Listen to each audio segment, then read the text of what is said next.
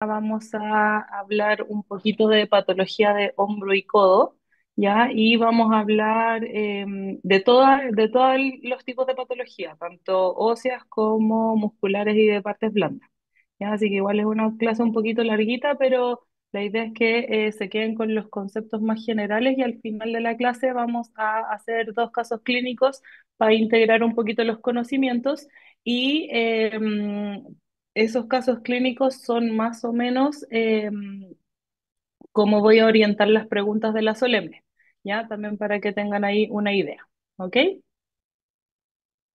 Si tienen alguna pregunta durante la clase, me interrumpen nomás, bueno. Entonces, vamos a hacer un pequeño repaso anatómico, ¿ya? Algo que me di cuenta el semestre pasado era que no sé si habían olvidado por completo o no les habían hecho muy buenas clases de semiología del sistema musculoesquelético. La idea no es ahora perder mucho tiempo en repasar la semiología, pero sí les voy a dejar unos videos que son súper buenos, de sobre todo algunas maniobras de exploración física especiales que se usan sobre todo en hombro y que es útil que ustedes las sepan y les va a servir después como para repasar, ¿ya? Entonces, recordando un poquito la anatomía del hombro, ¿ya? El hombro es una de las articulaciones más complejas que tiene nuestro cuerpo, ¿ya? Se compone principalmente de dos estructuras, ¿ya? Una que es esta cabeza humeral, ¿cierto? Que tiene esta cabeza en forma como semiesferoidea, que se articula acá con la cavidad glenoidea, ¿cierto? Que es parte de todo este complejo de la escápula. Bien, es importante porque si ustedes se fijan, esta cavidad glenoidea no es del todo una cúpula que pueda albergar por completo la cabeza del húmero como ocurre en la cadera. Por lo tanto, son básicamente dos superficies que están puestas juntas, pero desde el punto de vista óseo no tienen un mecanismo como de anclaje o de fijación. ¿Ya? Y eso es lo que hace muy importante todo el mecanismo estabilizador que lo vamos a ver después, ¿ya? Y otras cosas importantes del hombro son también estos huesitos que tenemos por arriba, que son el acromion, ¿cierto? Que también viene de la escápula, la coronoides, perdón, la coracoides y la clavícula, ¿cierto? Que se articula acá con el acromion en la articulación acromioclavicular. Como les comentaba, el hombro, como no tiene estabilidad ósea, necesita un paquete ligamentario súper fuerte y robusto para poder mantener esta cabeza humeral en su lugar y que no se luxe, ¿ya? Y acá tenemos muchos ligamentos que en realidad no es mi objetivo que se sepan cada uno de ellos, pero sí los más importantes que son los ligamentos glenohumerales, que tenemos un ligamento glenohumeral superior, un ligamento glenohumeral medio y un ligamento glenohumeral inferior, que son los que más frecuentemente se lesionan en las patologías traumáticas. Y además los ligamentos coracoacromiales y los coracoclaviculares, que están acá. ¿Bien?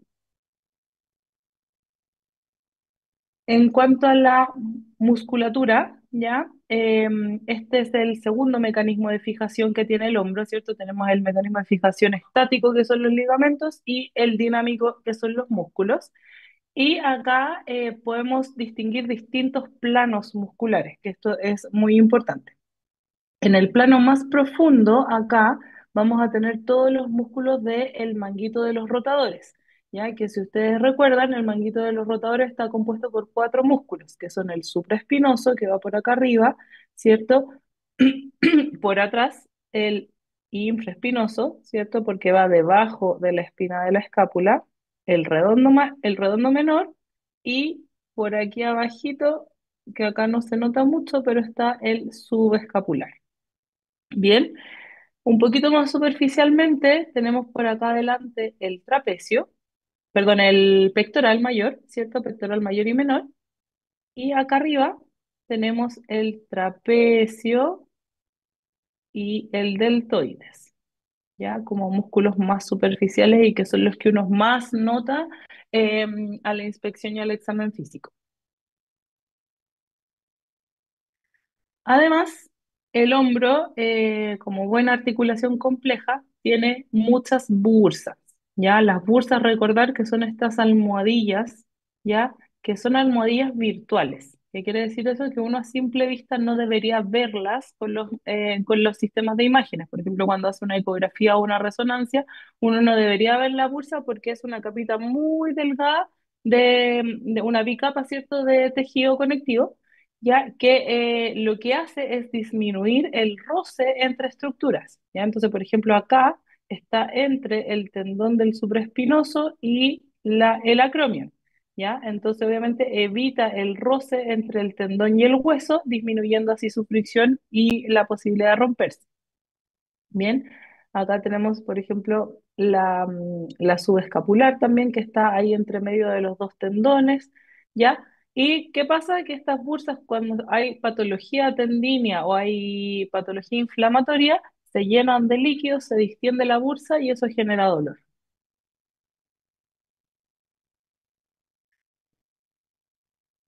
Esta imagen yo creo que es una de las más importantes, ¿ya? Porque nos muestra los sitios de inserción de todos los músculos del hombro, ¿ya? ¿Por qué es importante esto? Porque ustedes tienen que entender a los músculos y a los huesos como sistemas de palanca, ¿ya? Entonces, si yo sé desde dónde va y hacia dónde llega, yo voy a saber que si yo tracciono, o sea, si yo hago una contracción de ese músculo, qué efecto va a generar ese músculo sobre el hueso que yo estoy moviendo. ¿Ya? Entonces, así, por ejemplo, si yo sé que el deltoides parte de acá arriba, ¿cierto? De la clavícula y se inserta acá en la cabeza del húmero y yo lo contraigo, ¿qué va a hacer? Yo contraigo, va a hacer una abducción del hombro. Bien, y así con todos los otros músculos. Bien, en cuanto a la anamnesis en general para el sistema osteomuscular, obviamente el síntoma principal por el que consultan los pacientes es dolor, ¿ya? Y este dolor nos va a ayudar a identificar más o menos cuáles son las estructuras que pudieran estar comprometidas, aunque obviamente siempre van a existir los dolores irradiados, dolores que son poco definidos.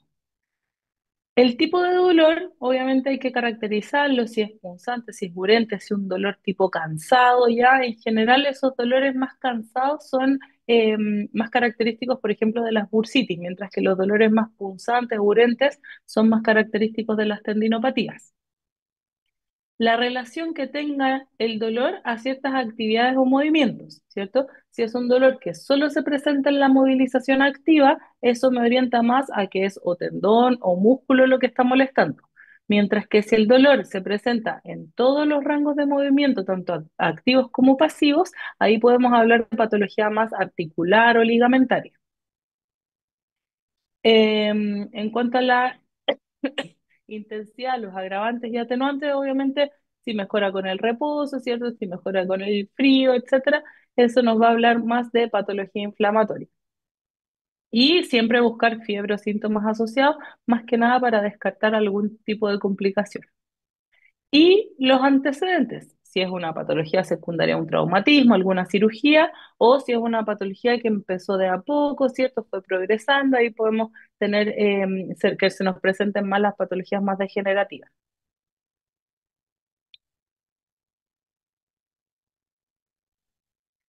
Bien, siguiendo un poquito con la semiología, ¿cierto? Obviamente hay que evaluar el hombro en todos sus rangos de movimiento. Ya, acuérdense que esta es la articulación más móvil del cuerpo, por lo tanto tiene rangos de movilidad que son bastante extensos. Y estos tenemos que saberlos para ver cuándo el paciente tiene alguna limitación eh, a la movilización. Y como les decía, en hombro específicamente tenemos muchas pruebas específicas, ¿cierto? Que después pueden ver los videitos, ¿ya? Pero básicamente tenemos pruebas para ver síntomas de pinzamiento subacromial, que esto es principalmente para supraespinoso, ¿ya? Perdón. Ay,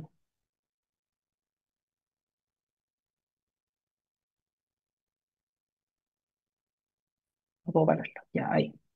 Ya, esto, la idea es que los vean después, ¿ya? Vamos a pasarlo rapidito. Les dejé varios.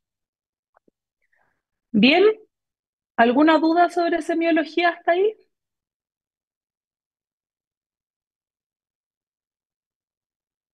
No. Ya. Vamos entonces a fracturas, patología traumática del hueso. Vamos a partir con la fractura de clavícula, ¿ya? Que corresponde al 2 al 4% de todas las fracturas en el adulto, ¿ya? Y la mayor parte de las veces se produce en hombres. Y el mecanismo es una caída directa sobre el hombro, ¿cierto? Que el paciente típico que cae de lado, cae así, y eso puede producir una fractura de clavícula. Una caída con el hombro abducido, ¿cierto? O sea, caer de esta forma. Golpes directos sobre la clavícula o en huesos patológicos donde se pueden producir fracturas por estrés o secundarias a tratamientos de radioterapia. La mayor parte de las fracturas se producen en el tercio medio, porque si ustedes recuerdan la anatomía de la clavícula, este es el fragmento que está más delgado, ¿cierto? Y obviamente el que tiene menos mecanismo de sujeción. Entonces, obviamente como la parte medial está articulada con el esternón y la parte lateral está articulada con el hombro, tienen más sujeción que la parte medial que está libre. ¿Ya?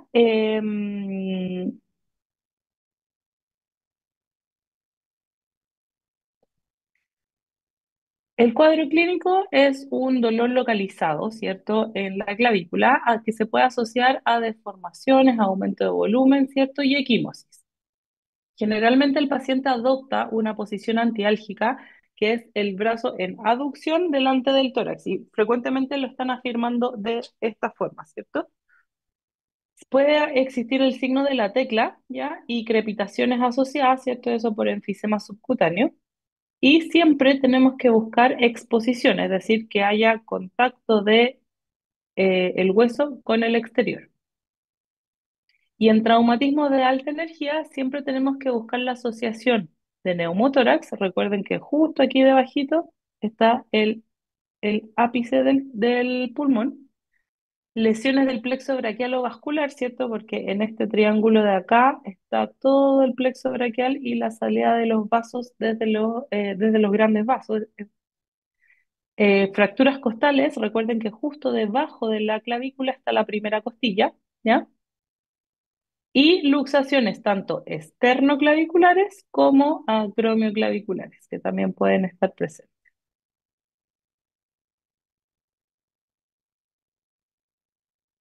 El estudio diagnóstico lo vamos a hacer como toda patología traumática aguda, partimos con radiografía, ¿ya? Acá tenemos varias proyecciones que podemos pedir, ¿ya? Principalmente uno parte con una AP bilateral de ambos hombros, ¿ya? ¿Por qué? Porque tenemos que hacer la comparativa, ¿ya?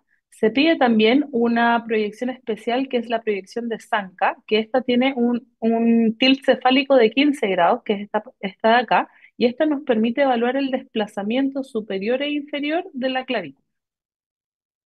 Y en ocasiones, cuando no queda mucha claridad, se pueden pedir proyecciones de carga, ¿ya? Y ahí al paciente se le ponen 5 kilos en un bracito y se deja colgando y se ve el grado de desplazamiento del tercio externo, ¿ya?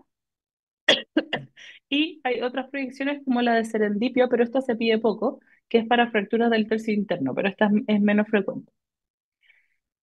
Y podemos apoyarnos con la tomografía, ¿cierto? El TAC, cuando queremos evaluar el grado de conminución. Recuerden que la conminución era qué tantos fragmentitos chiquititos de hueso habían, el desplazamiento y si hay o no compromiso articular. Profe, Diga. no me quedó claro cómo la proyección con carga y la proyección con serendipia. Son proyecciones especiales. La proyección con carga al final es la misma antero-posterior, pero que tú al paciente le pones un peso en la mano, ¿ya? Entonces, al poner el peso en la mano, eso genera tracción y va a hacer más evidentes los desplazamientos tanto del tercio externo como del tercio interno. Ah, ya. ¿Y la ¿Sí? de serendipia es como una Es lo técnica? mismo. Sí, es una técnica, pero es para ver los desplazamientos del tercio interno, ¿ya? Pero Mm. como te decía, que se fracture acá es muy difícil, Claro. entonces no es una proyección que se pida así como de regla, ¿ya? Ya, Las que sí o sí gracias. se piden siempre son la AP y la ZANCA, Ah, ya, gracias, profe. ¿ya? En fracturas de clavícula vamos a tener la clasificación de Craig, ¿ya? Que obviamente las va a clasificar según el tercio que esté comprometido, ¿cierto? Entonces las del grupo uno son las del tercio medio, las del grupo 2 las del tercio externo y las del grupo 3 las del tercio interno. ¿Ya? Y aquí Nier también hizo como una subclasificación de estas fracturas dependiendo del grado de desplazamiento o no que tengan los fragmentos, de si hay compromiso o no de los ligamentos coracoclaviculares, ¿ya? O de si hay compromiso articular de la superficie acromioclavicular. ¿Ya? Y hay otras un poco más específicas como esta que la tipo 4 que es más frecuente en niños y la tipo 5 que ya es una fractura conminuta del tercio externo, que es la fractura de la Target, que como les decía, fracturas del tercio externo son súper infrecuentes y obviamente una fractura conminuta es menos frecuente aún. Las más frecuentes son estas tres, las NIR 1, 2 y 3. El manejo de la fractura de clavícula, en general, fracturas del tercio medio, que dijimos que eran las más frecuentes, es conservador, ¿ya? Y ahí se les pone un cabestrillo o un vendaje en 8 por 4 a 6 semanas, luego se retira, se evalúa estabilidad y se puede comenzar con un proceso de rehabilitación. El tratamiento quirúrgico, que en general se hace con osteosíntesis con placas y o tornillos, ¿ya? Se utiliza cuando hay un desplazamiento importante, cuando hay fracturas expuestas, cuando hay lesión neurovascular asociada, porque ahí en el mismo intento quirúrgico uno intenta hacer la reparación, cuando hay un hombro flotante, eso quiere decir que hay fractura en los dos extremos, entonces la clavícula queda flotando y cuando hay enfermedades neurovasculares asociadas que hacen una intolerancia a la inmovilización. Por ejemplo, pacientes con epilepsia o con Parkinson que tienen estos movimientos involuntarios y que obviamente no vamos a lograr tener una inmovilización constante. En cuanto al tercio lateral, ya ahí podemos hacer un manejo conservador en las tipo uno y 3 de Nier, ¿ya? Y se prefiere el manejo quirúrgico en las tipo 2, ¿ya? Porque tienen elevada frecuencia de hacer pseudoartrosis o consolidación viciosa. ¿Ya? Entonces, por eso en estas específicamente se prefiere el quirúrgico. Y las fracturas del tercio interno, la gran mayoría de las veces es conservador con cabestrillo por 4 a 6 semanas, igual como lo vimos en el tercio medio. Y el quirúrgico en general no se recomienda a menos que haya desplazamientos posteriores porque hay amenaza de lesión neurovascular.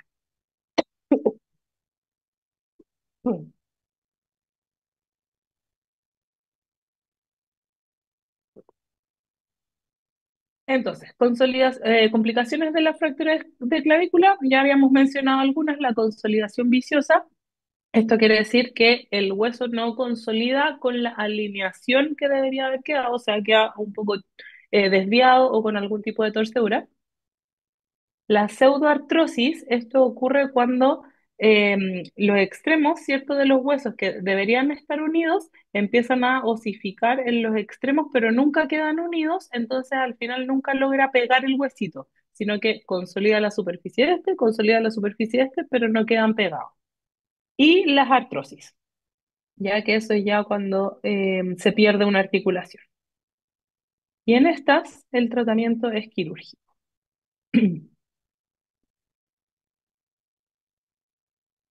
Fractura de escápula. Aquí vamos a hacerlo súper rapidito porque estas sí que son raras y en general se asocian a traumatismos de muy alta energía. ¿Ya? Podemos tener fracturas del cuerpo de la escápula, fracturas de acromion, de coracoides, del cuello de la escápula o de la glenoides. ¿Ya? En general, el manejo de todas estas, por lo raras que son y por la importancia que tienen estas estructuras en la estabilidad articular, el tratamiento es quirúrgico.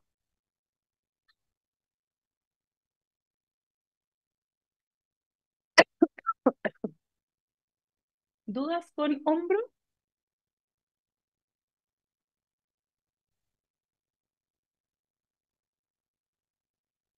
Bien, vamos entonces a fracturas de húmero. Aquí las vamos a dividir según los diferentes segmentos del húmero, ¿ya? La fractura de húmero proximal, ¿ya? Junto con la fractura de cadera, de radio distal y de cuerpo vertebral, son las fracturas clásicas en huesos osteoporóticos, ¿ya? El 90%, por eso mismo, son mecanismos de baja energía y con mayor frecuencia se presentan en mujeres mayores a 65 años, ¿ya? Es importante porque este tipo de fracturas conlleva un alto riesgo de caídas y deterioro de la autonomía en estos pacientes. ¿Ya? Y la clínica, ya obviamente vamos a tener una impotencia funcional incapacitante, o sea, el paciente no puede mover el brazo, ¿ya? Y al igual que en las fracturas de clavícula, el paciente va a adoptar una posición antiálgica en aducción, rotación interna y codo en flexión. ¿Bien?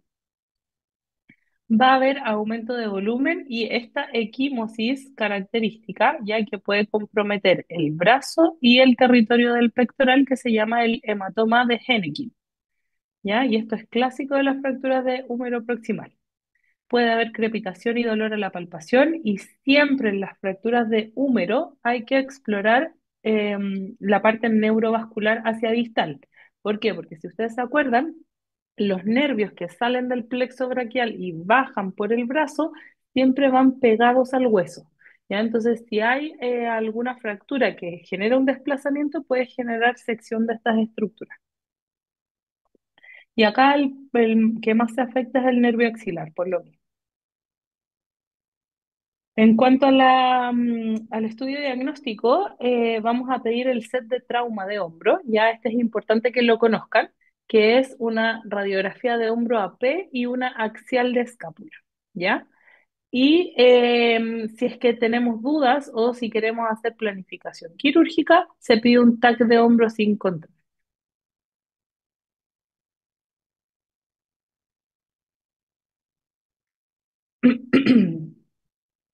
Para clasificar las fracturas de húmero, vamos a usar la clasificación de Nier, ¿ya? Que básicamente los clasifica en fracturas no desplazadas, ¿cierto? Que tengan un espacio interfragmentario que sea menor a 1 centímetro y una angulación menor a 45 grados, ¿ya? En fracturas desplazadas, en dos, tres o cuatro fragmentos, fracturas con impactación de la cabeza, ¿ya? Como esta, por ejemplo, ¿ya? Fracturas con división de la cabeza, como esta, y fracturas luxaciones, como estas de acá abajo. Bien, entonces obviamente las más leves son estas de acá que tienen poco espacio y poca angulación. Ya, es importante que estas de acá abajo, donde el trazo de la fractura aísla la cabeza del húmero del resto de los fragmentos, ahí hay alto riesgo de ausencias de consolidación o necrosis cefálica, ya especialmente si se asocian a luxaciones. El manejo generalmente es conservador, con cabestrillo o vendaje de Velpo, con o sin almohadilla axilar. La almohadilla axilar se pone acá para generar cierto grado de separación del brazo, ¿ya? Y eso más que nada para no empeorar tanto el rango articular. Y inicio precoz de la rehabilitación con movimientos pendulares progresivos desde los 7 a 10 días, ¿ya? O sea, es bastante precoz, pensando que la consolidación del hueso se alcanza recién entre las 2 a 4 semanas, ¿ya? Y este se prefiere cuando hay desplazamientos pequeños, ¿cierto? Con poca angulación, menor a 45 grados, y pacientes que tengan baja demanda funcional, ¿ya? O sea, adultos mayores de repente que no tienen tanto trabajo de carga o algo así con los brazos, se puede usar. El tratamiento quirúrgico se hace osteosíntesis, ya hay dos tipos, osteosíntesis o artroplastía, ¿ya? La osteosíntesis que se puede hacer con una reducción cerrada con osteosíntesis percutánea, ya se prefiere cuando hay fracturas estables con cuello quirúrgico en dos fragmentos con mínima conminución y un cálcar medial intacto, ¿ya? Esa es como la superficie articular. O se pueden usar clavos intramedulares también en fracturas que son de tres fragmentos que afecten el troquíter o fracturas patológicas. Y en el otro caso, cuando ya son fracturas con muchos más fragmentos, ¿cierto? Con impactación, cuando hay luxaciones o cuando hay compromiso articular, ahí se prefiere la artroplastía, ¿cierto? Que es como en el fondo la prótesis de hombro. La rehabilitación es súper importante porque estos pacientes suelen hacer rigidez articular por inmovilización prolongada y lo ideal es hacer una rehabilitación intensiva en tres fases. Una movilización precoz, como veíamos que desde los 7 a 10 días se puede partir, luego una rehabilitación activa con resistencia progresiva y finalmente un fortalecimiento y amplitud del rango de movimiento. Las complicaciones básicamente las mismas: consolidación viciosa, necrosis avascular, rigidez articular, la pseudoartrosis y la lesión de básculo nerviosa, donde el nervio axilar es el más frecuente, ¿ya?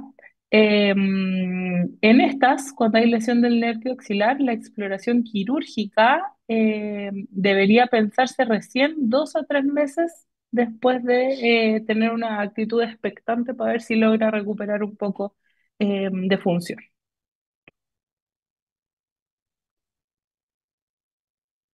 Pasando a las fracturas de diáfisis humeral, ya esto es un poquitito más abajo, ¿cierto?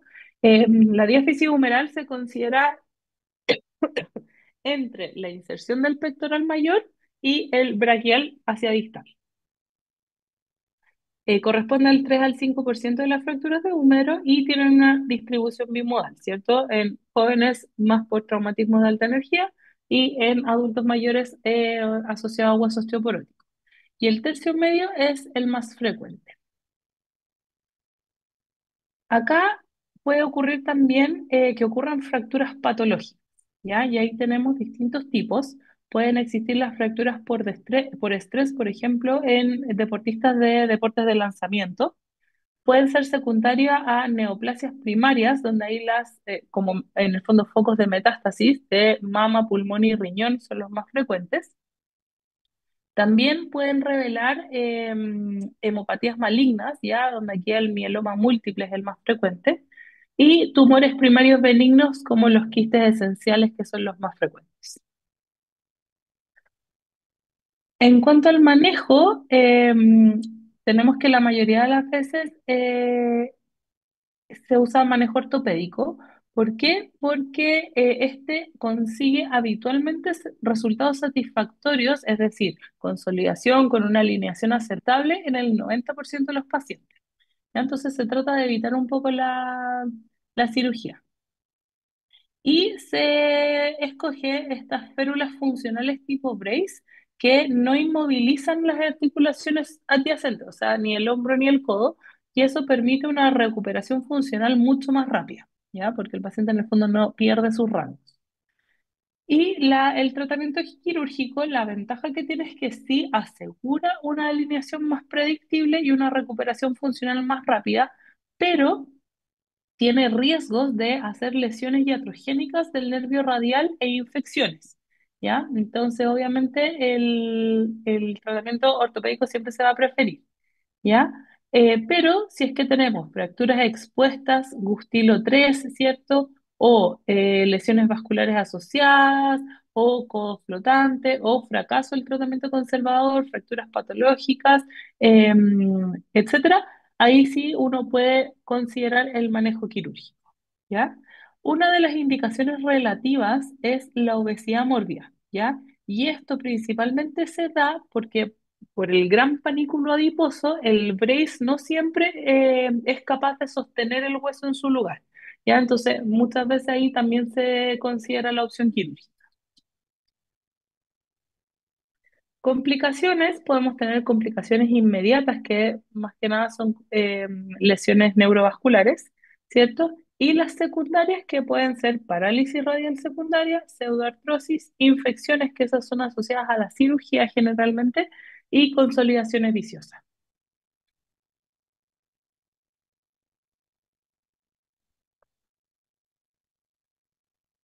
Fracturas de húmero distal. Estas son poco frecuentes y generalmente ocurren por traumatismos directos, ¿ya? Igual que todas las fracturas, dolor, aumento de volumen, crepitaciones, impotencia funcional, deformidad y obviamente siempre la valoración neurovascular distal. Para las imágenes, aquí se pide la radiografía AP y lateral de brazo, ¿ya? Y siempre tiene que incluir el codo, ¿ya? Porque pueden haber fracturas asociadas. Y solicitamos el TAC solo cuando vamos a hacer planificación en caso de cirugía.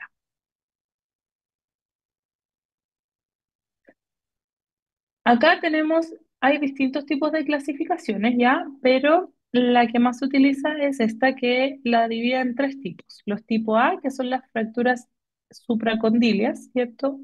Que son estas de acá, supracondilias, o de paleta humeral, ¿ya? Que pueden tener un compromiso intraarticular, casi siempre son desplazadas y se asocian a traumatismos de alta energía. Las condilias, ¿cierto? Que son las B, y las de epicóndilo o epitroclea, que son las más frecuentes y que estas generalmente se asocian a luxaciones de codo, suelen ser más conminutas y son más frecuentes en niños. El tratamiento de las fracturas de húmero distal es con el RAFI, la reducción abierta con fijación interna, ¿ya? Y que muchas veces se puede hacer incluso una fijación a nivel del olecranon si es que hay luxaciones asociadas.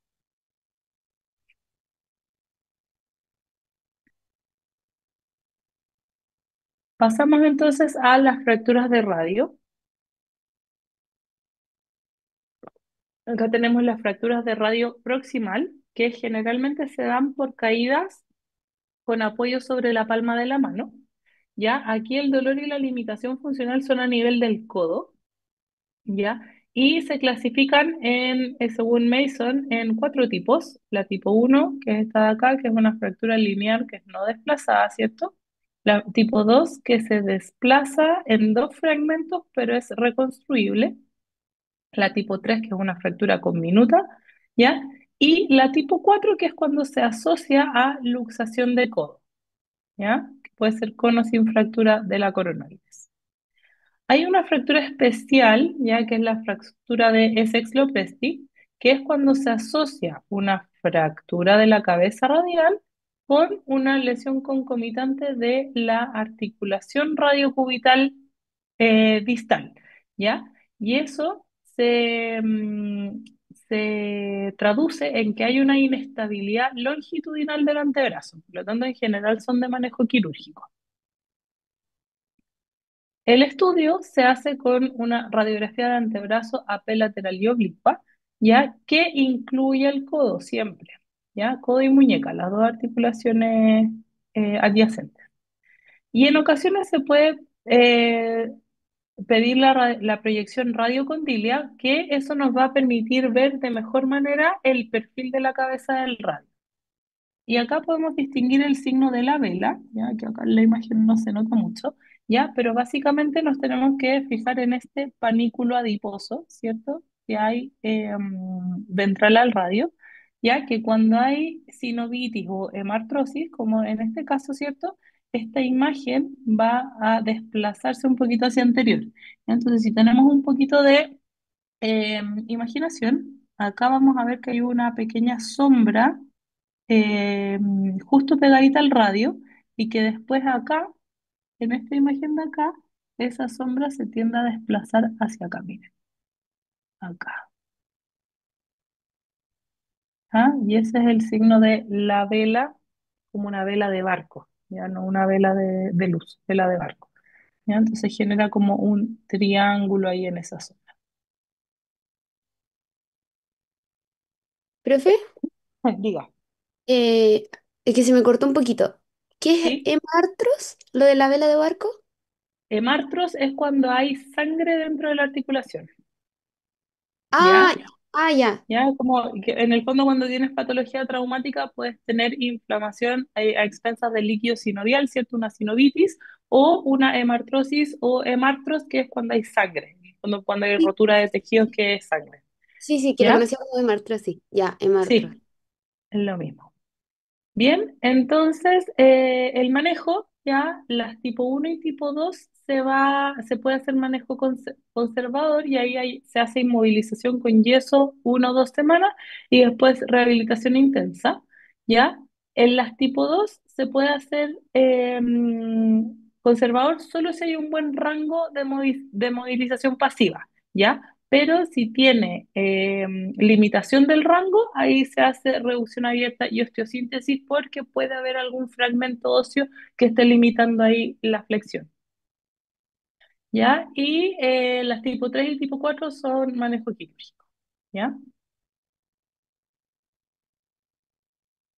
Las complicaciones, lo principal es la limitación de la extensión o pronosupinación. Se pueden generar inestabilidades de codo y, como les decía, en la Essex Lopresti puede haber una inestabilidad longitudinal del antebrazo, que eso puede generar un dolor crónico a nivel de la muñeca, ¿ya? Eso ya como complicación más crónica. Y lo último, que es la fractura del olecranon, ¿ya? Aquí obviamente lo que ocurre cuando se fractura el olecranon es que se interrumpe el aparato extensor del codo, ¿ya? Por lo tanto, el tratamiento de esto siempre es quirúrgico, ¿ya? Con una reducción abierta y osteosíntesis y complicaciones obviamente es pérdida de la movilidad articular.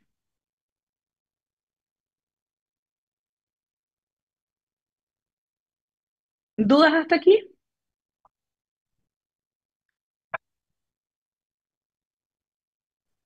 Hola, yo quedé con duda con el tiempo de rehabilitación de la fractura del húmero proximal.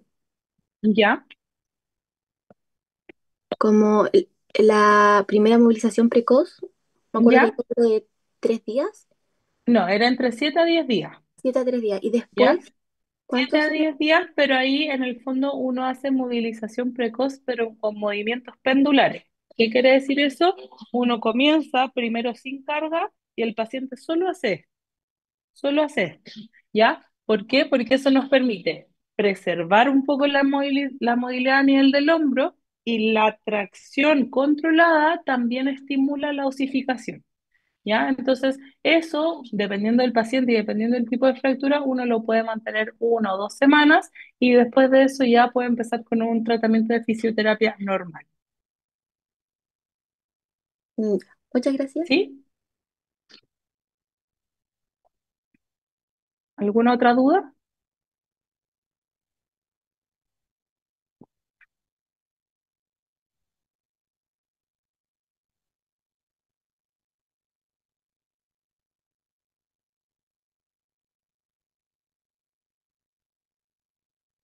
No, profe. Ya, sigamos entonces.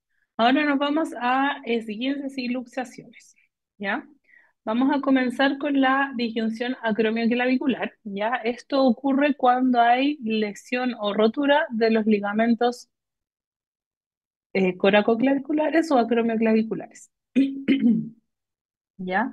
Se presenta principalmente en adultos jóvenes, ya principalmente asociado a deportistas como ciclismo o motociclismo, donde generalmente cuando se caen hacia adelante con caída directa sobre el hombro y como es alta energía, genera disrupción de estos ligamentos.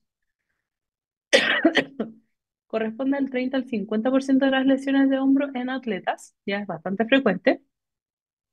Y cuando esta lesión se presenta por más de 3 semanas, ya podemos hablar de una disyunción crónica.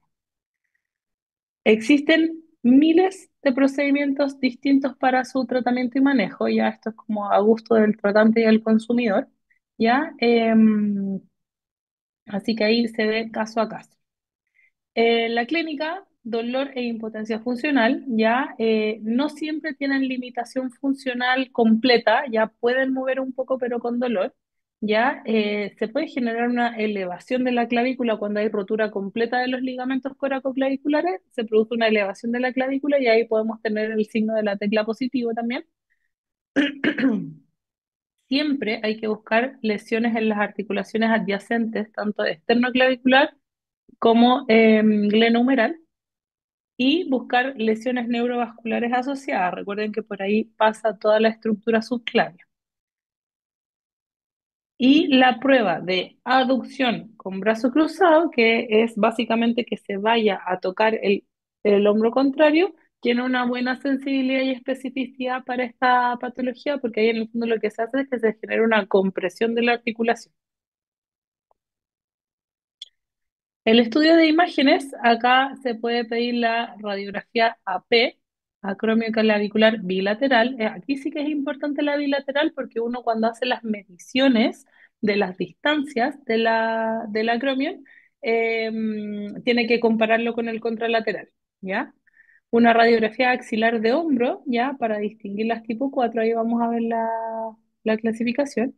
Y la proyección de Zanca, que esa también la habíamos visto para clavícula, ¿cierto? Para ver los desplazamientos antero, superior e inferior, y la proyección de Alexander también. Para esto tenemos la clasificación de Rockwood, ¿ya? Que las va a distinguir en 6 tipos, ¿ya? La tipo 1 que está acá, que es una distensión ligamentaria, ya no hay rotura de ligamentos y no hay alteración de la fascia deltopectoral, por lo tanto, en general esta es como la más benigna, ¿ya? Y no genera desplazamiento de la clavícula. Las tipo 2 ya hay una rotura de ligamentos, sobre todo de los acromioclaviculares, ya hay distensión de los ligamentos coracoclaviculares y no hay lesión de la fascia deltopectoral. Bien, en la tipo 3 hay lesión de ambos ligamentos coracoclaviculares y coracoacromiales, ya, pero la fascia sigue estando intacta, por lo tanto puede haber un mínimo desplazamiento superior de la clavícula de entre un 25 y un 100%. ¿Ya? En las tipo 4 vamos a tener rotura de todos estos ligamentos, pero además vamos a tener alteración de la fascia deltopectoral y un desplazamiento de la clavícula que va a ser hacia posterior, ¿ya? O sea, se va a ir hacia atrás, ¿ya? Y aquí es importante porque tenemos riesgo de compromiso vasculonervioso. Las tipo 5 rotura de todos los ligamentos, rotura de la fascia y acá el desplazamiento es superior en un 100% hasta un 300%, o sea, es muy evidente. Y en la tipo 6 ya, acá tenemos rotura de todo, pero el desplazamiento es hacia abajo.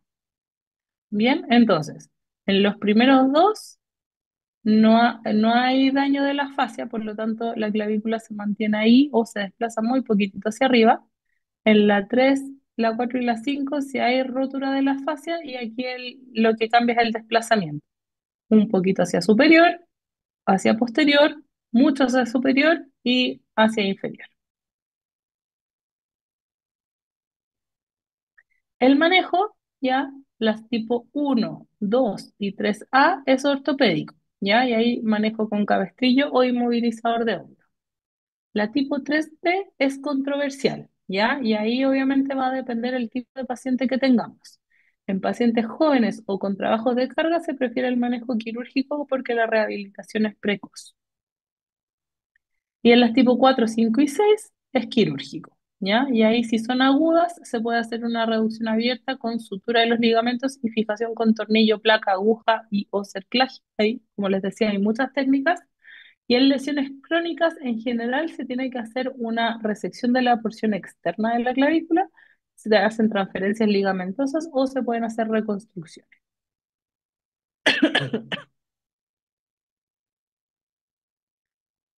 En cuanto a la luxación glenohumeral, ya como les decía, el hombro es la articulación más inestable, así que es una de las que con mayor frecuencia se luxa, ya. El 95% de las luxaciones de hombro son luxaciones anteriores, ya las posteriores y las inferiores son mucho menos frecuentes, y generalmente el mecanismo es un mecanismo indirecto, o sea, es una caída con el brazo extendido, aducido y en rotación externa, ¿ya? Menos frecuentes los golpes directos y acá es súper importante en casos, por ejemplo, de electrocuciones o convulsiones, aquí sí son más frecuentes las luxaciones posteriores. El cuadro clínico, vamos a tener un brazo que en general va a estar separado del cuerpo y en rotación externa fijo, o sea, no lo vamos a poder medializar. Vamos a tener un abombamiento del hombro hacia anterior y el signo de la charretera, que es en el fondo esta pérdida de la curva del deltoides, ¿cierto? Porque en el fondo el hombro se salió ahí de la glenoides y se vino hacia adelante. Y siempre en estos casos buscar lesión del nervio axilar. El estudio diagnóstico se hace con radiografía AP y axial de escápula y radiografía axilar cuando haya duda diagnóstica. Podemos tener algunas lesiones asociadas, ya cuando hay estas luxaciones. Tenemos estas tres que son las más frecuentes. La lesión de Hill-Sachs ya se hace porque el hombro al irse adelante, ¿cierto? Impacta con el borde glenoideo y puede generar una fractura, ¿ya? En el borde pústero superior de la cabeza del húmero, ¿ya? Pero es básicamente porque está la glenoides y al irse hacia adelante choca, y ese choque genera la fractura. También tenemos la lesión de Bankart, ¿ya? Que va a producir una avulsión del labrum anterior y de la banda anterior del ligamento glenohumeral inferior, ¿ya? Entonces aquí ya tenemos compromiso más de la articulación y del cartílago y los ligamentos asociados a la luxación. Y la rotura de manguito rotador, ¿ya? Que en general se ve en pacientes más añosos. Profe, Diga, de la primera, la lesión de Hill, ¿qué se ¿sí? fracturó? La Eh, cabeza humeral, ya, la solo cabeza eso. humeral, solo Ya, eso. gracias. Bien, el manejo de la luxación glenohumeral, obviamente hay que volver ese hombro a su lugar. Y aquí están las maniobras de reducción, que también existen muchísimas técnicas, muchísimas maniobras. Y acá lo más importante es que lo haga alguien que sepa hacerlo, que esté capacitado, porque si no, se puede hacer más mal que bien, ¿ya? Muchas veces no llegan a consultar como con la luxación reciente, por lo tanto lo que se produce cuando la luxación ya lleva un tiempo es que se produce mucha contractura y rigidez muscular, ¿ya? Entonces eso hace aún más difícil la reducción inmediata y ahí lo que hay que hacer es meterlos a pabellón, darles analgesia, anestesia y relajación muscular para así poder hacer la reducción en pabellón. ¿Ya? Aquí hay algunas de las maniobras que se usan. La de Coger yo creo que es como la menos traumática de todas, que es esta que está acá, que primero en el fondo se le hace una rotación externa al paciente, luego se le hace una abducción, luego una aducción y luego una rotación interna y con eso en el fondo el hombro se puede reposicionar. Bien. Como les decía, se pueden hacer sin analgesia si son recientes, pero o recurrentes, porque ahí hay mucha laxitud ligamentaria. Pero en general llegan más tarde y necesitan hacer una reducción medicada, ¿ya? El manejo posterior a la reducción ya es la inmovilización del hombro por máximo 2 a 4 semanas. Ya en general se habla de 10 días porque lo importante es empezar a rehabilitar y fortalecer rápido este hombro. La quine precoz es súper importante y se tiene que hacer un control con resonancia, radiografía y TAC de hombro para ver lesiones de estructuras asociadas. ¿Ya? Es importante, lo de la radiografía tiene que ser antes de la reducción e inmediatamente después de la reducción para confirmar que el hombro haya quedado bien reducido, ¿ya? En cuanto a la reducción posterior, perdón, a la luxación posterior, ya aquí vamos a tener un brazo en aproximación y en rotación interna, ya, o sea, va a ser lo contrario a la luxación anterior que estaba en abducción y rotación externa, acá es aducción y rotación interna, ya, por lo tanto muchas veces pasa desapercibida. Como les decía, es más frecuente cuando tenemos electrocuciones o crisis convulsivas, ¿ya? Y la radiografía generalmente es poco llamativa. Bien, en estos casos el manejo es con una reducción cerrada e inmovilización con una discreta rotación externa. Esto es para impedir que se vuelva a luxar.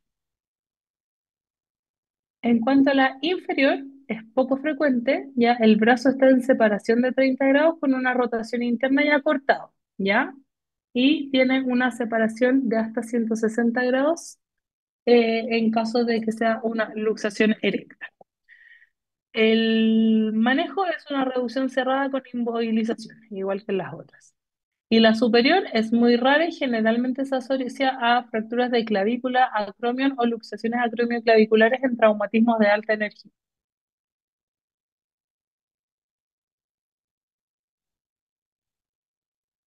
¿Dudas?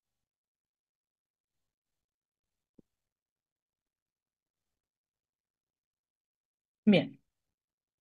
El codo es la segunda luxación, articulación con más frecuencia de luxaciones. Ya generalmente se da en traumatismos de alta energía en jóvenes por caídas sobre la extremidad superior, que lo que va a hacer al final es este desplazamiento posterior, ¿cierto? Y lateral del olecranon y la cabeza del radio respecto del húmero. Puede asociarse a fracturas de la coronoide, de la cabeza del radio y más raramente del olecranon mismo, ¿ya? Y la clínica es la desestructuración del triángulo de Nelaton. No sé si se acuerdan del triángulo de Nelaton, pero básicamente, no me veo acá. Básicamente, en la radiografía, ustedes ven este triángulo entre las dos cabezas, los cóndilos humerales, ¿cierto? Y la fosa ulnar, se hace un triángulo ahí, ¿ya? Entonces, cuando hay luxación, este triángulo se desarticula y pierde en el fondo el vértice inferior. Profe, ¿es el Dígame, mismo triángulo como de la fosa braquial? Que sí, uno... Ah, ya. lo mismo.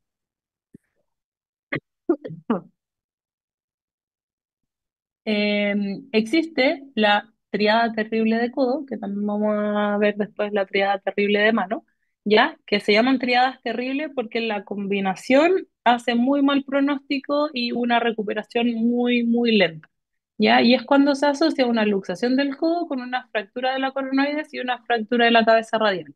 Eso genera mucha inestabilidad de codo y ahí obviamente el manejo tiene que ser quirúrgico y tiene una recuperación que es muy lenta. En estos casos, como la luxación es lateral, es rara la lesión nerviosa, porque en general los elementos vasculonerviosos pasan por medial.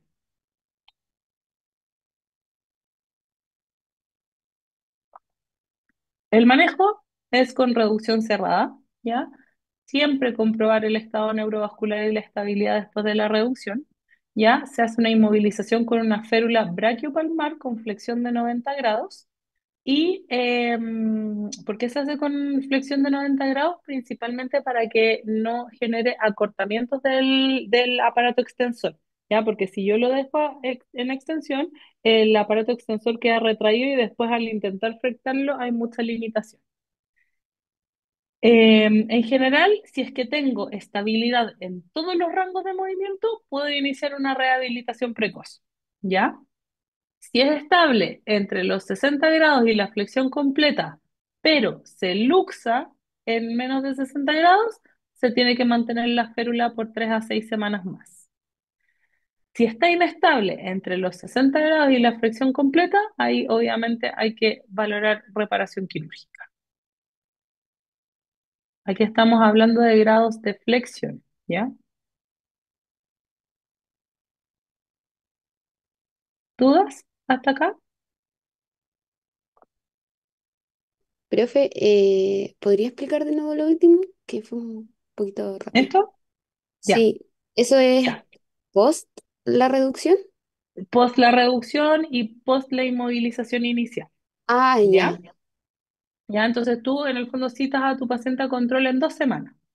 Le sacas la inmovilización y evalúas. Si el paciente tiene una buena estabilidad en todos los rangos de movimiento, perfecto. Puedes partir, por ejemplo, con la kinesioterapia. Si tú lo evalúas y está estable en todo este rango, pero pasa los 60 hasta la flexión completa y ahí hay una inestabilidad o una luxación, ahí tienes que mantener la inmovilización por 3 a 6 semanas más. ¿Ya? Ahora, si es que y ahí se me luxa, chao. Ya ahí hay mucho compromiso ligamentario, entonces hay que operar. Ya, gracias. ¿Sí? Sí, Bien. Pasemos entonces a la última parte que es tendinopatías y otros, ¿ya? Acá yo creo que este es el rey de los dolores de hombro que existen actualmente en la población general, ¿ya? La lesión del manguito rotador, ¿ya? Es una lesión que es bastante frecuente, ya la gran mayoría de las veces uno ve lesiones por sobreuso, ya desgastes crónicos, tendinopatías crónicas, eh, y si uno viera a la población general, la gran mayoría de los adultos mayores tendría algún grado de rotura del tendón cuando tienen, por ejemplo, 60 años, ¿ya? Y se asocia a algunos factores de riesgo modificables, ¿ya? Como la edad, perdón, el tabaquismo y la hipercolesterolemia, ¿ya? Pero también hay otros factores como la edad, y esto más que nada porque el tendón ha tenido más años para gastarse, y antecedentes de historia familiar. Esto es bien controvertido en realidad. No se ha logrado tener claridad de cuál es la asociación familiar directa. ¿Bien? Eh, Como les decía, las causas pueden ser causas degenerativas, ya por desgaste, por sobreuso. El pinzamiento subacromial es algo que se ha hablado mucho y se ha discutido mucho porque anatómicamente existen distintos tipos de acromion, de anatomía del acromion, unos que son más levantados, otros que son más ganchitos. Entonces hay algunos que dicen que los que son más como ganchitos pueden generar más roce a nivel del supraespinoso y así empezar a dañarlo. ¿Ya? Entonces, muchos, como parte del tratamiento del síndrome del manguito rotador, ha sido quirúrgicamente ir a limar o corregir un poco la anatomía de ese acromion. También existen las roturas agudas traumáticas, ¿ya? Caídas, etcétera, que generan una distensión aguda y eso genera una rotura, o las roturas iatrogénicas, ahí ya cuando uno se mete a operar el hombro por cualquier cosa y pasa a llevar un poquito el tendón y eso genera la rotura. De todos, de los cuatro músculos del manguito rotador que habíamos mencionado, el supraespinoso y el infraespinoso son los que con mayor frecuencia se lesionan.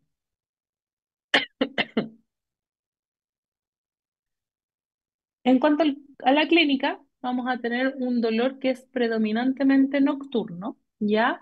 Esto se asocia mucho a que, si se acuerdan, el supraespinoso tiene asociada la bursa subacromio subdeltoidea, entonces muchas veces cuando hay patología del supraespinoso, tenemos también inflamación de la bursa y eso genera este dolor nocturno que el paciente refiere que se acuesta sobre ese hombro y no tolera el dolor, entonces se tienen que acostar para el otro lado, ¿ya? Entonces es súper incómodo.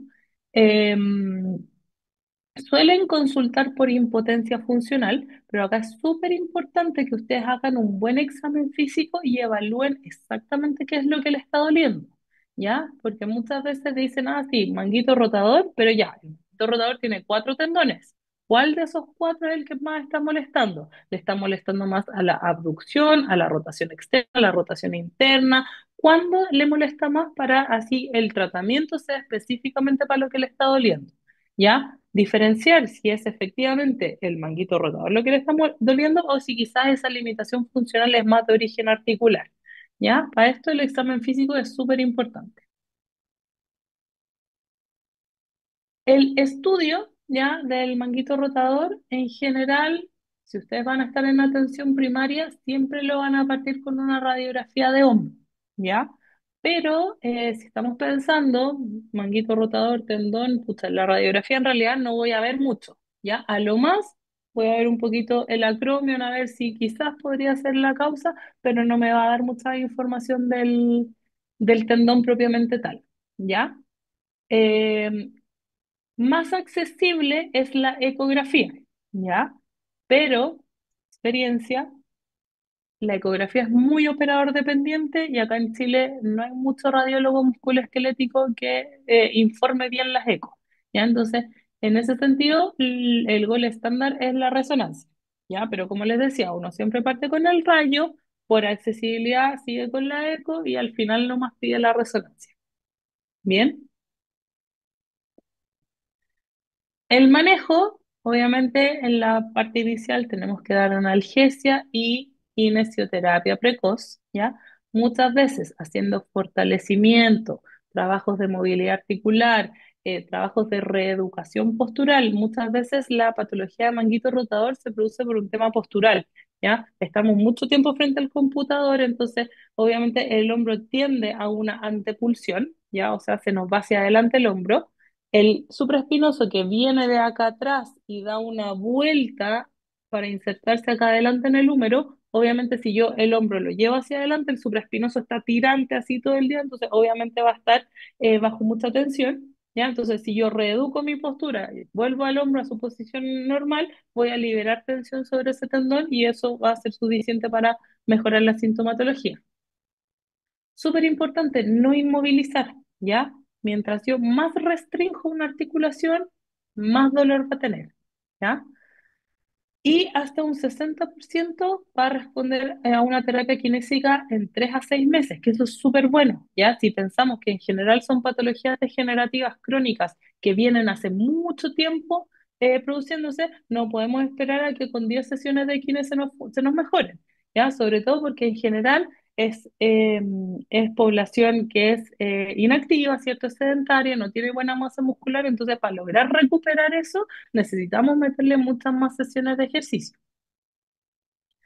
¿ya? Y en casos en que después de 6 meses no mejore o empeore el dolor, etcétera, ahí se puede plantear un tratamiento quirúrgico, pero también, insisto, o sea, si es un tendón que está desgastado crónicamente, pero no tiene roturas, no tiene nada, es poco lo que uno va a poder lograr con la cirugía y va a estar sometiendo al paciente a un procedimiento quirúrgico que también va a implicar una rehabilitación con kinesioterapia, entonces mejor intentar el manejo conservador de entrada. Una complicación o parte como de la evolución natural de las tendinopatías en general eh, es la tendinopatía cálcica, ¿ya? Y esto ocurre por depósitos de calcio a nivel del tendón, ¿ya? En general, cuando uno tiene una patología, una tendinopatía que es degenerativa crónica, uno tiene que pensarlo como que el tendón tuvo una lesión aguda, intentó repararse, pero yo volví a ponerle el agente dañino, entonces la reparación se detuvo. Volví a intentar repararse, volví a ponerle la gente, la reparación se detuvo. Entonces esos como múltiples intentos de reparación y de reparación fallida a la larga empiezan a generar como un desbalance que hace que la reparación del tendón empiece a depositar calcio en estos como sitios como de cicatriz y eso va a generar estas calcificaciones que la calcificación propiamente tal como es dura va a generar dolor. ¿Ya? Esto sí nosotros podríamos verlo en la radiografía, ¿ya? Y que de hecho se ve acá. Ahí, si ustedes ven, hay una sombra un poquito más blanquita donde debería estar el supraespinoso, que es una calcificación. Se dice que estas calcificaciones son autolimitadas, ¿ya? Pero en realidad el autolimitado puede ser en años, ¿ya? Entonces muchas veces los pacientes no aguantan estar años con el dolor y hacen tratamiento antes, ¿bien? Y nuevamente el supraespinoso es el más afectado. ¿Ya? Aquí quiero hacer una aclaración, ¿ya? Antiguamente se hablaba de los conceptos de tendinitis y tendinosis, ¿ya? Tendinitis hablando a la fase más aguda de inflamación en teoría del tendón y tendinosis ya a la parte más crónica con estos hallazgos como las calcificaciones o las microroturas. Hoy en día esos términos no se utilizan mucho porque los estudios histopatológicos han demostrado de que en realidad no se produce una itis del tendón, ¿ya? No hay mucha llegada de células, sino que son como los tejidos circundantes los que generan la inflamación, pero no propiamente el tendón. Entonces, hoy en día lo que se usa para hablar de estas patologías es el término de tendinopatía, ¿ya? Para que lo sepan. Entonces, el manejo de la tendinopatía cálcica es analgesia, kinesioterapia que puede ser prolongada, ¿ya? Y manejo invasivo cuando hay falla del manejo ortopédico, y hay varias opciones, ¿ya? Lo que hacemos frecuentemente son las punciones ecoguiadas, ¿ya? Donde lo que hacemos es pinchar esa calcificación para hacerle como un festering, que se llama, ¿ya? Que la pinchamos, pinchamos, pinchamos y tratamos de disolver la calcificación y luego eso se enjuaga con suero fisiológico y se va retirando de la articulación. ¿ya? Cuando son calcificaciones muy, muy, muy duras, no siempre nos va bien con eso y ahí obviamente entran las ondas de choque, ¿ya? Que son unas ondas de ultrasonido que generan como golpes, ¿ya? Sobre la estructura y eso al final genera que se empieza a disolver y se rompe. Y ya cuando nada de eso funciona, obviamente hay que sacarlos con cirugía.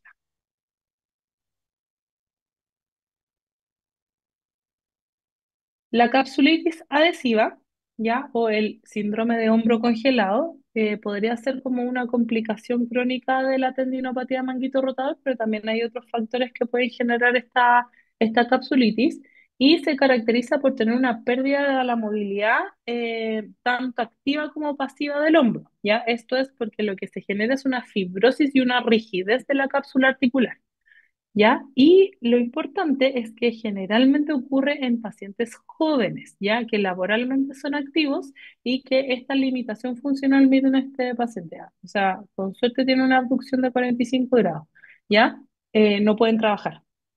Bien, entonces esto es una causa frecuente de ausentismo laboral y algunos factores de riesgo que se han asociado a la capsulitis son patologías metabólicas, ya la diabetes, la patología tiroidea, etcétera. Entonces, si les llega un paciente en teoría sano con una capsulitis adhesiva, siempre pidanle estudios para ver cómo está la parte metabólica.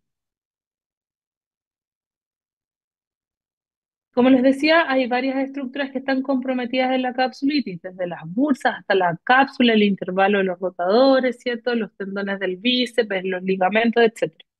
Y tenemos tres fases, una fase inicial de inflamación, donde ahí el paciente se queja de mucho dolor, pero sin tanta limitación funcional. Posteriormente viene la fase de fibrosis, donde ya baja un poquito el dolor, pero el paciente ya empieza con esta rigidez e importante hipotesia funcional. Y finalmente terminamos con un engrosamiento de la cápsula y formación de adherencias, que ahí ya estamos en la etapa del hombro congelado.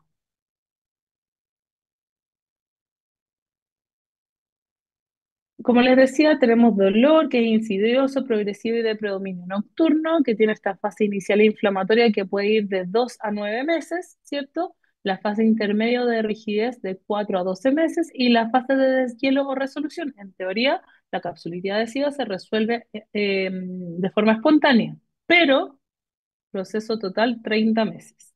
No creo que un paciente quiera estar 30 meses con el hombro congelado, ¿ya? Entonces muchas veces buscan tratamiento. El diagnóstico es netamente clínico, ¿ya? O sea, aquí no necesitamos de ninguna imagen para hacer el diagnóstico, ¿ya? Pero muchas veces por temas médico-legales, de licencia, etcétera, tenemos que pedir imágenes y ahí la resonancia es el gol estándar porque es la que nos va a describir de mejor manera la fibrosis de la articulación, ¿ya? Y como les decía, laboratorio siempre para descartar patología metabólica. El manejo acá es súper importante hacer educación, ¿ya? Hay que explicarle al paciente que esta es una patología que va a durar mucho tiempo, ¿ya? Entonces, muchas veces quieren una solución de la noche a la mañana, pero es imposible, ¿ya? Eso no se va a lograr. Se puede dar analgesia, kinesioterapia, donde acá el énfasis de la kinesioterapia va a depender de la fase en la que esté, ¿ya? En la fase más inflamatoria van a ser técnicas buscando bajar la inflamación y el dolor, y en la fase ya más rígida van a ser terapia manual, movilización articular, etcétera, ¿ya? También se puede hacer movilización bajo anestesia e infiltración articular. Lo que hacemos también es la hidrodilatación de alto volumen, ya que ahí se pincha la articulación en el fondo y se mete suero, solo suero, que puede ser con un poco de corticoide, pero en general suero, de alto volumen para en el fondo despegar esta cápsula. Y ya cuando nada de eso funciona y el paciente está con mucha sintomatología, se puede hacer cirugía.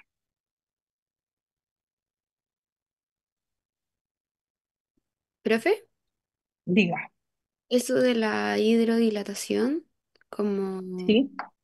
¿qué tanto efecto tiene? De como que estos corticoides logren romper como lo que tiene a la cápsula pegada. Mira, al final el corticoide no hace mucho, ya controla un poquito la inflamación, pero no hace mucho. Lo que más hace es el alto volumen que uno le pone de suero, ¿ya? Y es bastante variable, o sea, Yo he tenido pacientes que mejoran un 30%, otros que mejoran un 60%, otros que no mejoran nada. ¿Ya? Entonces, en el fondo también hay que educar al paciente de que la infiltración probablemente no va a ser la solución final al problema. Ya es solo una ayuda para apurar un poco el proceso, mejorar un poquito la sintomatología, pero no le va a apurar la causulitis, para nada. Ya, gracias. Bien, pasamos entonces a las lesiones de SLAP. Esta es una lesión bastante particular, ya que se produce por una lesión del labrum. Ya tenemos acá el labrum en su zona anterosuperior, justo por debajo de la inserción del tendón del bíceps, ¿ya? Que esta lesión en general se produce en deportistas y genera un dolor en la región posterior-superior del hombro asociado a un chasquido, ¿ya? En general son lesiones que se producen como traumáticas, pero se producen bastante en deportes de lanzamiento.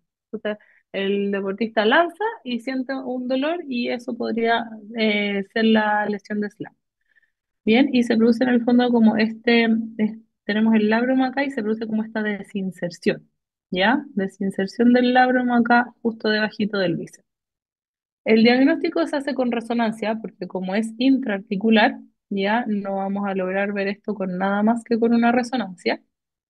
Y el manejo es quirúrgico, ¿ya? Y aquí se puede, si es chiquitito, se puede suturar, ¿ya? O ya si es más grande, ya tiene un flap evidente, lo que se hace es que se saca ese flap y se repara la lesión.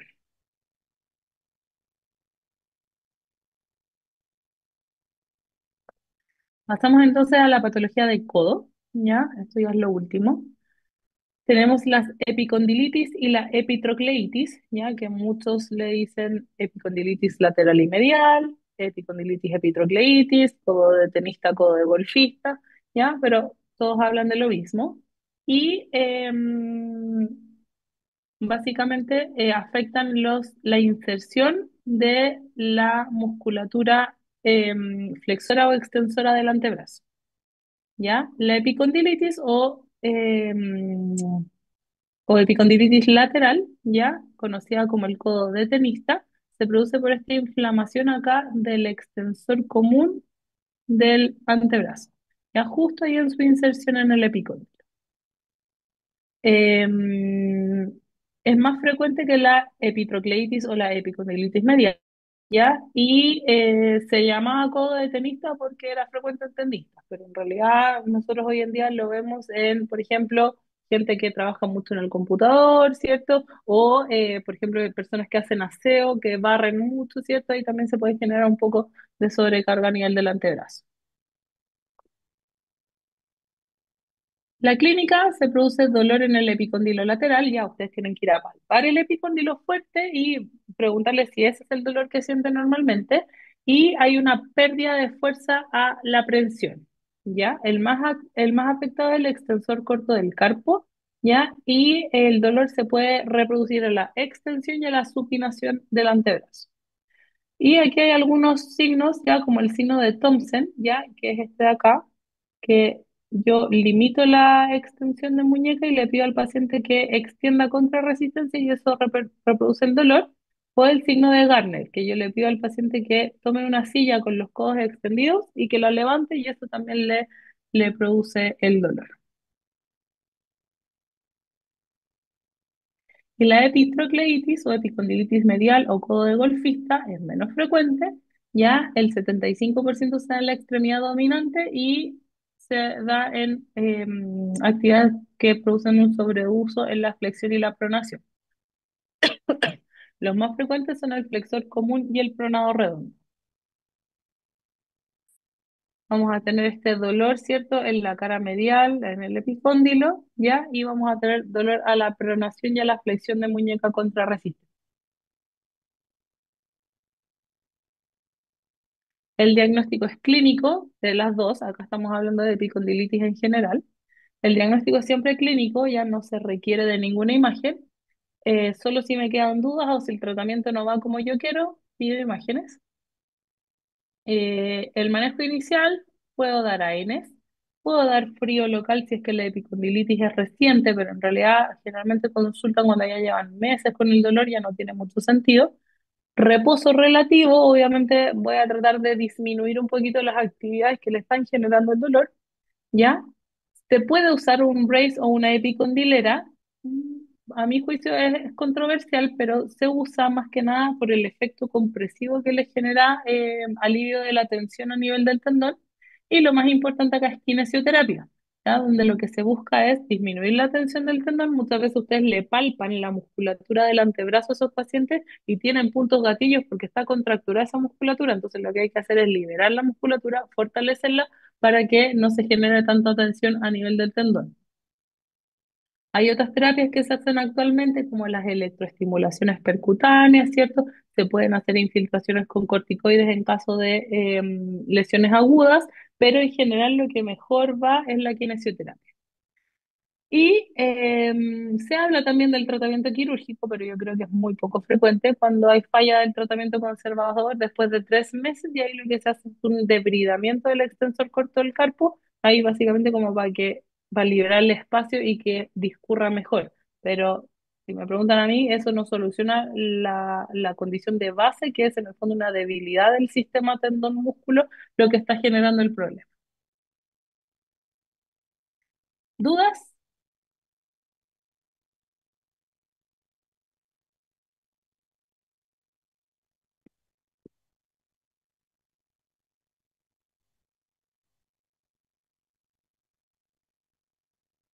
Ya. En los casos clínicos quiero que participen, sí, ya, para que sea algo de ustedes y no solo yo hablando. Ya, primer caso. Estamos en el servicio de urgencia y va a consultar Pedro, un paciente de 17 años que se cayó en su bicicleta con apoyo sobre su brazo izquierdo y evoluciona con dolor de hombro y región supraclavicular. Al interrogatorio tiene un dolor intenso en el tercio medio de la clavícula izquierda con dificultad para mover el brazo y sensación de inestabilidad en el hombro. No refiere parestesias ni pérdida de fuerza. No tiene antecedentes mórbidos, ni alergias, ni consume fármacos.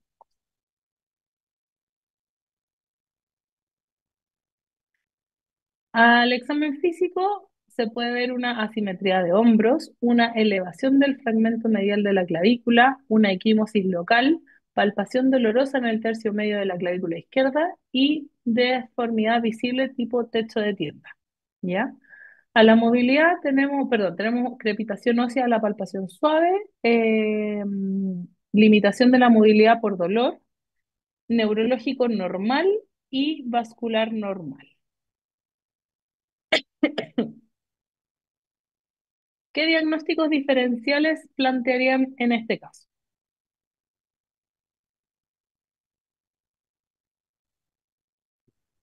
Fractura de clavícula podría ser. ¿Ya? ¿Más?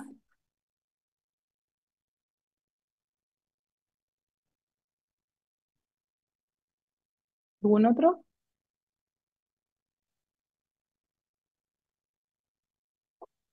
Podría ser fractura de hombro húmero proximal. ¿Ya? ¿Uno más?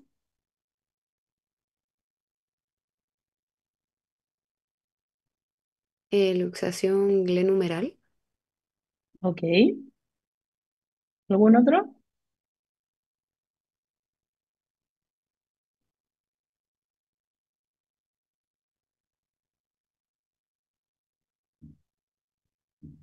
Ya, yo les puse acá la disfunción acromioclavicular, más que nada por localización, ya quizás la luxación glenohumeral, la clínica habría sido un poco distinta, ya, pero igual obvio que hay que considerarla, ya, la fractura de húmero distal, perdón, proximal también es una buena opción y podría ser también una contusión con una fractura de la primera costilla. Bien, ¿qué exámenes solicitarían?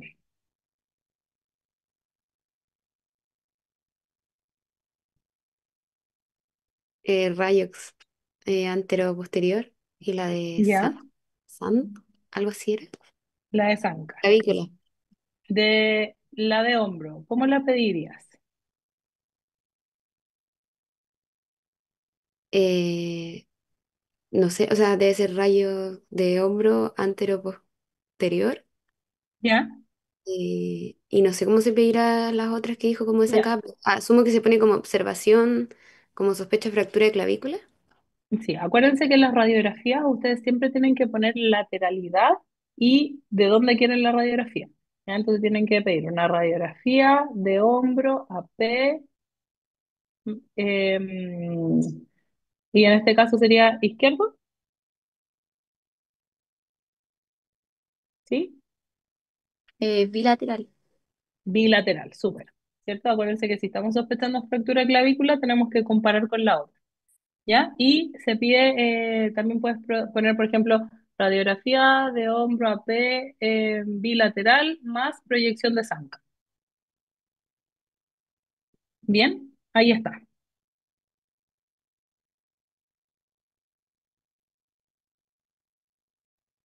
¿Cuál sería el manejo para este paciente?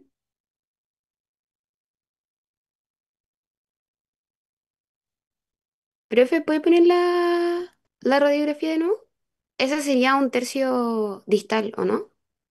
Vamos a tomarlo como tercio distal. Ya.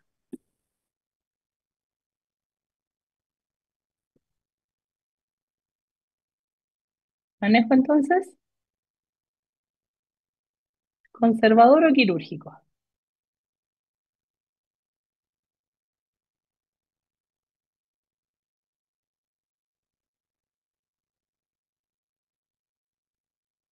Quirúrgico.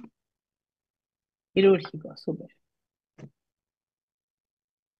Reducción abierta con fijación interna, control postoperatorio con radiografías, inmovilización posterior y rehabilitación funcional después de 4 semanas.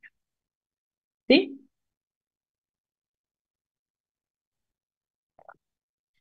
Bien, recuerden que la fractura de clavícula es común en adolescentes y adultos jóvenes, ya el tercio medio es el sitio más frecuente. Las radiografías simples pueden ser suficientes para el diagnóstico, pero en casos complejos considerar el TAC. El tratamiento conservador es útil en fracturas no desplazadas y el quirúrgico se recomienda en fracturas desplazadas con minutas o en pacientes activos. Y es fundamental evaluar el compromiso neurovascular y lesiones asociadas. Caso 2.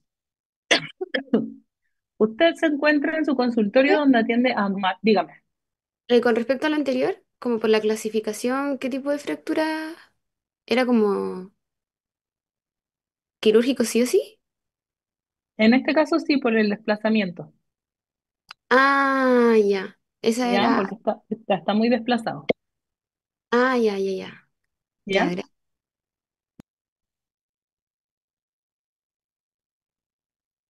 Usted se encuentra en su consultorio donde atiende a Marta, de 55 años, profesora de educación física, que consulta por dolor en su hombro derecho de larga data, que ha empeorado en los últimos meses.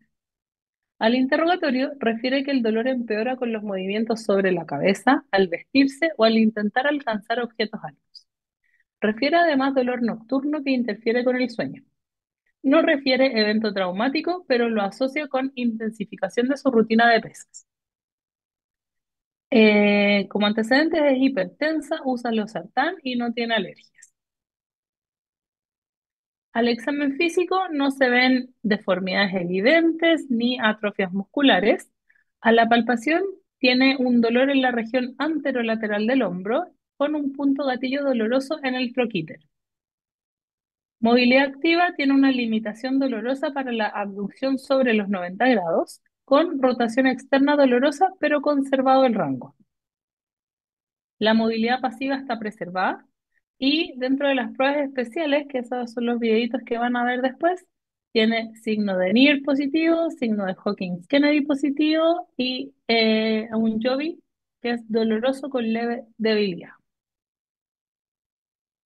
¿Cuál es el diagnóstico de esta paciente? Bueno, ahí les soplé uno, pero es menos probable. ¿Cuál es el diagnóstico más probable? Manquito rotador. Una tendinopatía de manguito rotador, ¿cierto? ¿Alguna otra?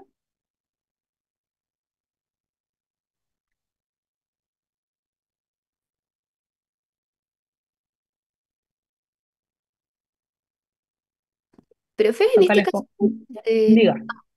¿podría ser algún tipo de como artrosis o artritis?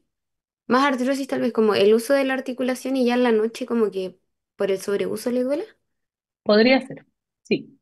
Ahora, en general, en las artrosis, uno tiene un poquito más de limitación al rango, ¿ya? En estadios más avanzados, en estadios muy precoces no tanto, ¿ya? Pero obviamente parte del estudio tiene que ir orientado a eso, ¿ya? Pero a ella, en el fondo, le dolía más a la movilización activa que pasiva, ¿ya? Si a ella le hubiera dolido, por ejemplo, cuando yo le muevo el hombro de forma pasiva, ahí sí empezaría a pesar más la artrosis, Ah, verdad, verdad, sí. ¿sí?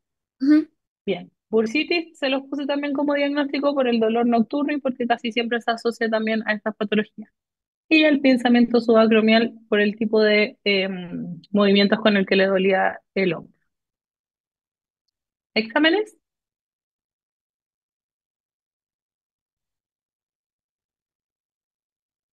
Una pregunta, doctora, es que Sí, me queda la duda. sí.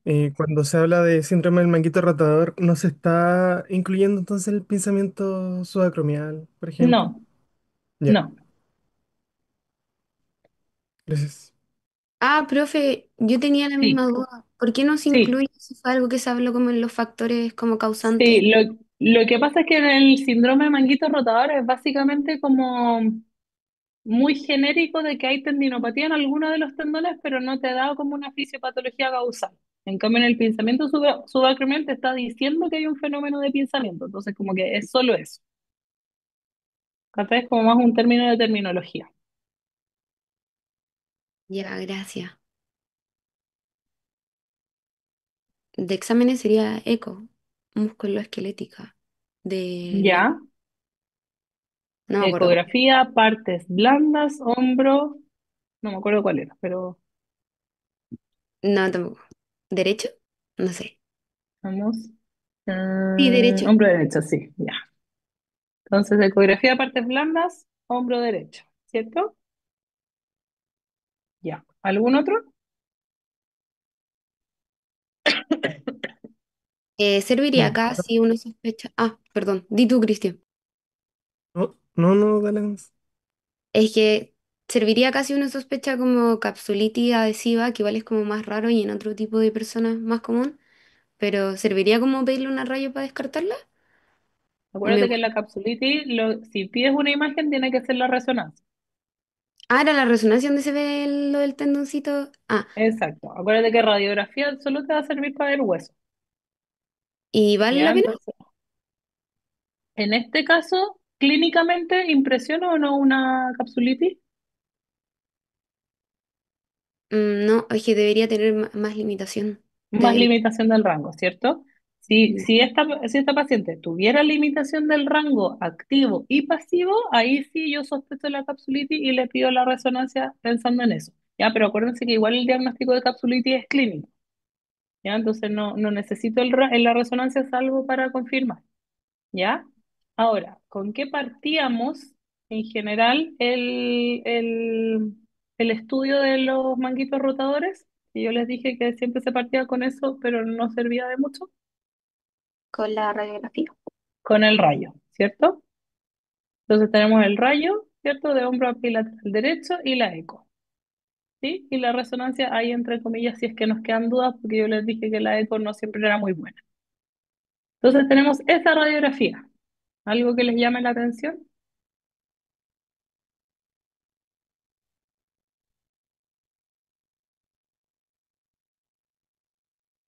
Vamos acá a nuestro húmero, ¿cierto? Bordes también. Acá tenemos nuestra clavícula, acromion. ¿Algo que les llame la atención?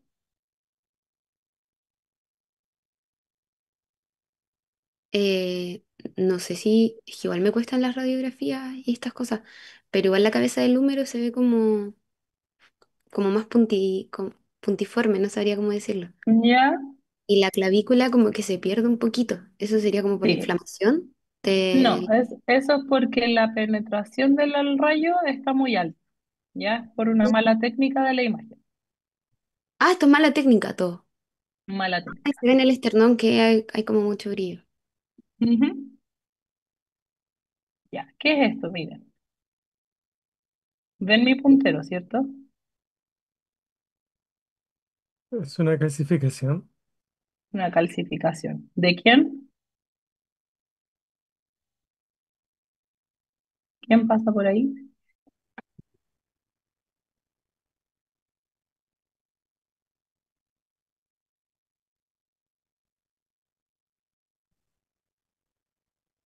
¿Supra o El igual? supraespinoso. Supraespinoso. Súper bien. ¿Ya? Entonces, ¿qué tenemos aquí? Una tendinopatía cálcica del supraespinoso. ¿Cierto? Aquí sí nos sirvió la radiografía, ¿ven? Y Profe, después le hicimos, dígame. que la otra radiografía que habíamos visto, como no se veía tan intensa la calcificación, como, Ajá. como que esta mala técnica fue como a propósito, tal vez. No sé si se cortó el audio o... Creo que sí. Ahí sí, ahí te escuché, Sofía, es que te había cortado un poco. De nuevo, que en la otra radiografía, Ah, que la otra radiografía se veía, no se veía tan intensa la calcificación. ujú, Es como esto por la mala técnica de... no, no puede ser porque el tamaño era más pequeño o porque Ah, la ya. calcificación era más blanda.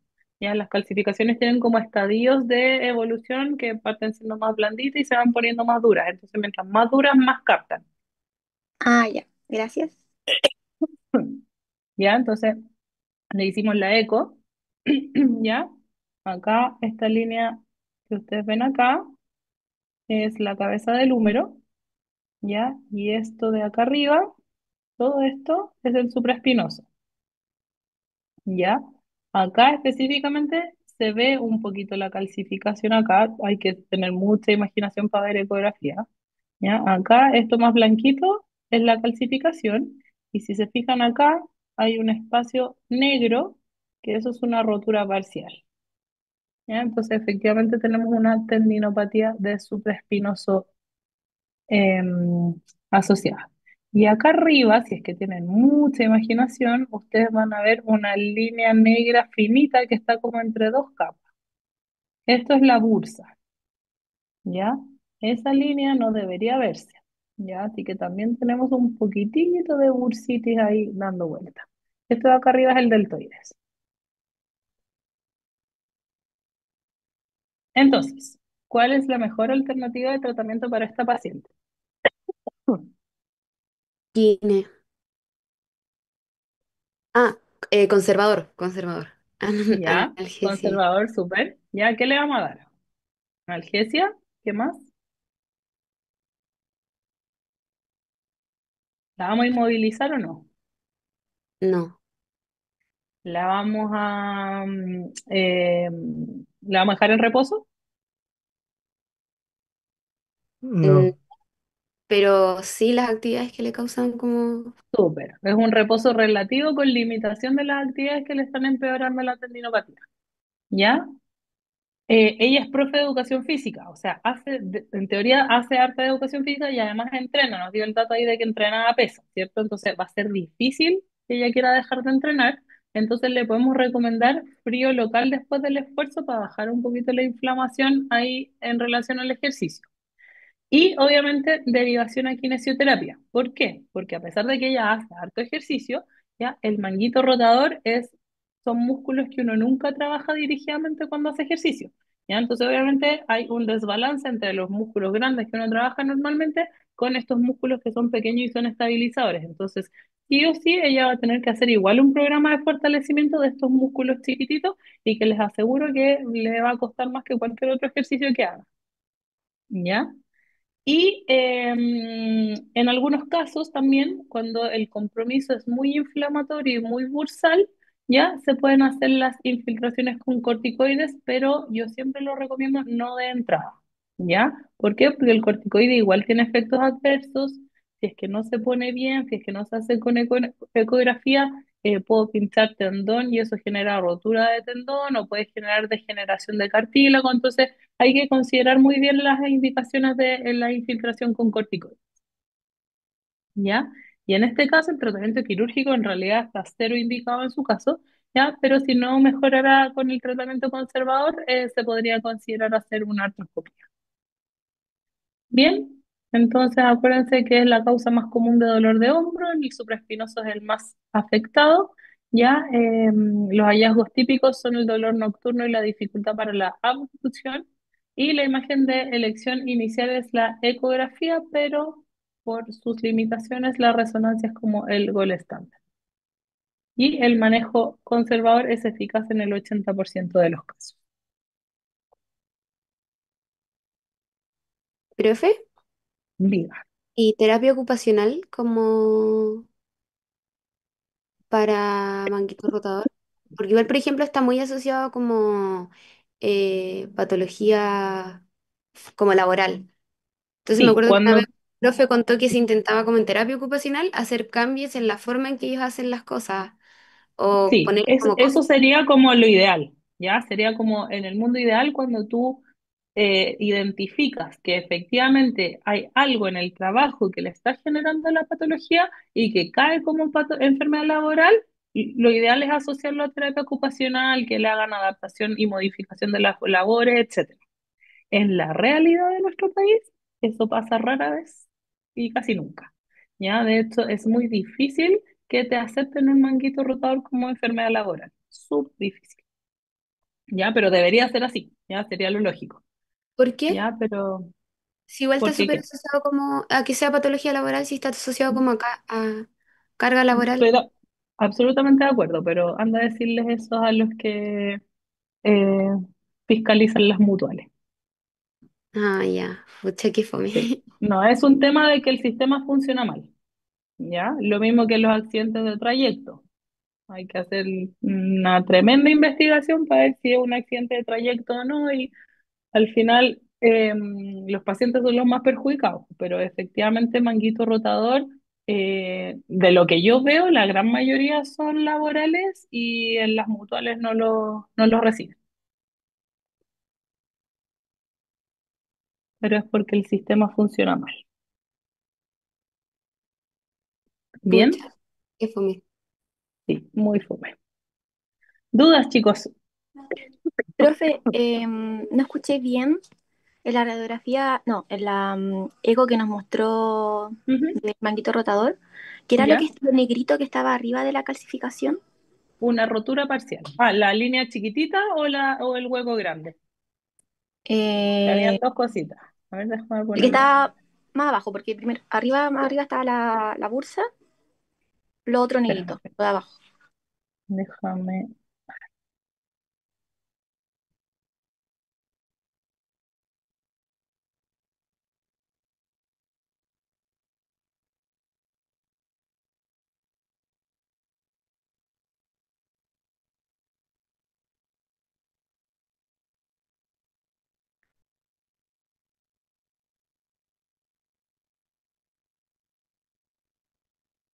Ujú.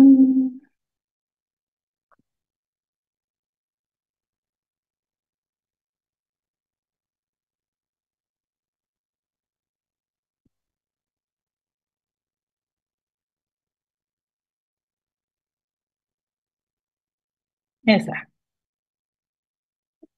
Sí, esa, Eh, esta de acá, sí, esa. esta es una rotura parcial. Ah, ya, gracias. ¿Ya? Se ve como discontinuidad. El tendón debería verse así. ¿Cachai? Y ahí se ve esa discontinuidad del tendón. Muchas gracias. ¿Más dudas?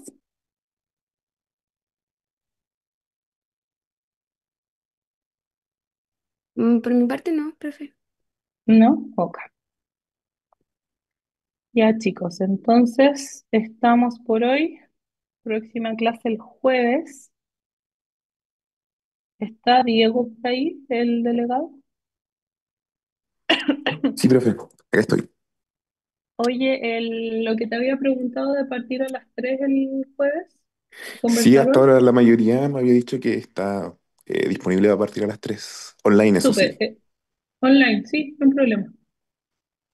Y ¿Ya? eso, igual le confirmaré como hoy de tarde, para ver bien, porque no han votado a todos, Perfecto, pero perfecto, eso, ya. y lo termino Ahí después. me confirman, ¿ya? Chao, profe. Esté bien. Ya, chicos.